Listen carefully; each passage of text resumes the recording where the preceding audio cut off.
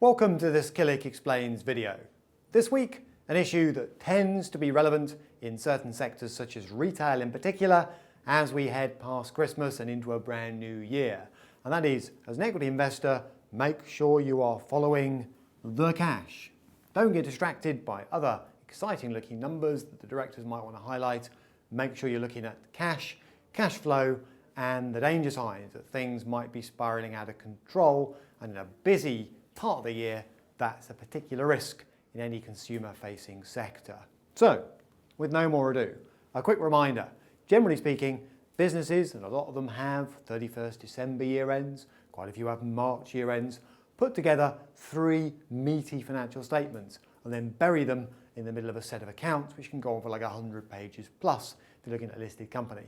Now if you dig through the index right to sort of the middle of that document, you will eventually find a balance sheet prepared typically at the end of each financial year. So 31st December, that could be dated, or 31st of March, be fairly typical. That is a snapshot, just a reminder of what the business is worth at that point in time. And then to get you there, a story, a profit and loss account for the previous 12 months, how the business got to the end of its financial year in balance sheet terms.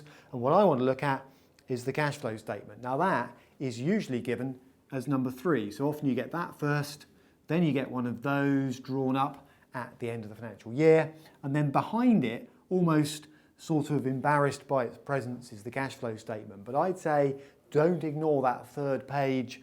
That can often contain vital information which can make you a little nervous about what's going on in here and or sometimes even in there.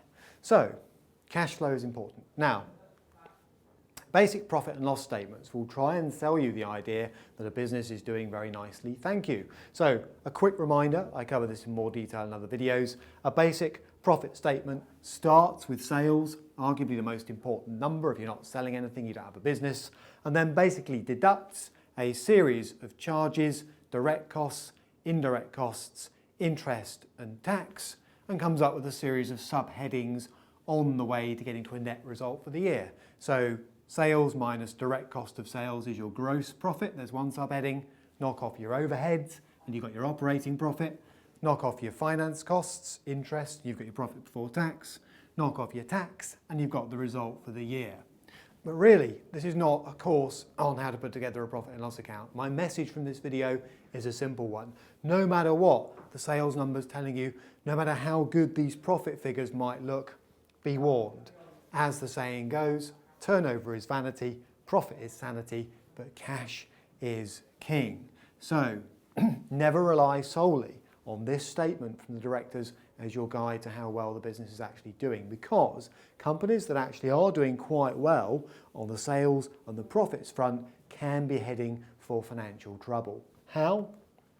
Well, here's a very simple example. Imagine you've got a business where sales are 100 million, just to strip out the top of the profit and loss account.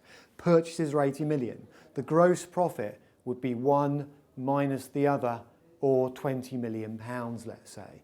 But that doesn't introduce what I call credit terms. That doesn't introduce the fact that a business that's growing might have to wait a long time for cash to come in from customers and might have to pay suppliers up front. So on the right-hand side, imagine if 3/4 of sales are actually on credit, typical for a growing business of any size.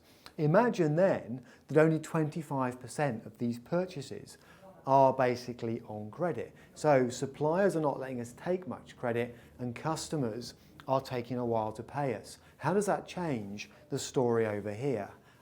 Well, it changes it quite significantly, because suddenly your cash inflow from sales, this is the actual cash you've collected, not the sales you've booked, is only 25 million, not 100. Your cash outflow on purchases is 60 million, leaving you with cash flow over the same period of negative 35 million. So a very, very simple example. You could be booking a profit, the rules might allow you to do that, but your cash flow is disappearing because of the relationship you have with the people that you supply to and the people that supply to you. So as an individual, you've got to manage that, collect your debts if relevant, make sure you're paying bills only when you need to, and as a business, you've got to manage it too.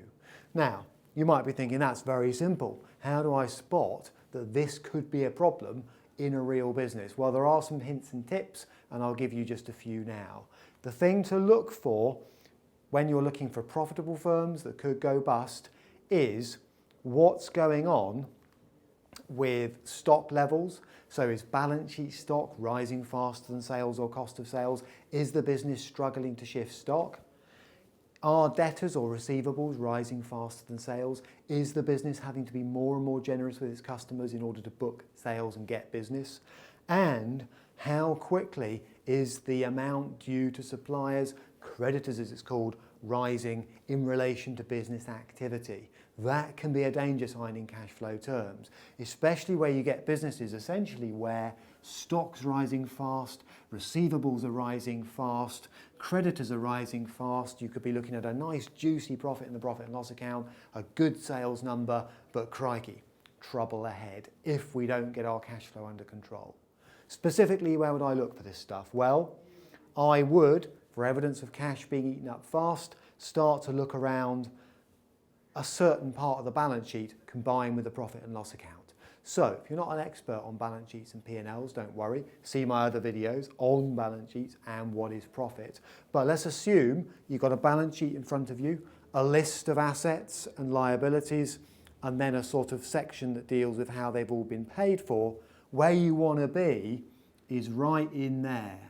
You want to be looking at the relationship between short-term assets and liabilities, otherwise known as working capital. And you'll hear people in finance talk about working capital management, and they're talking about managing the relationship between short-term cash flow in and short-term cash flow out. And some of the danger signs sit in that section of the balance sheet, as I deal with in my working capital management red flags video.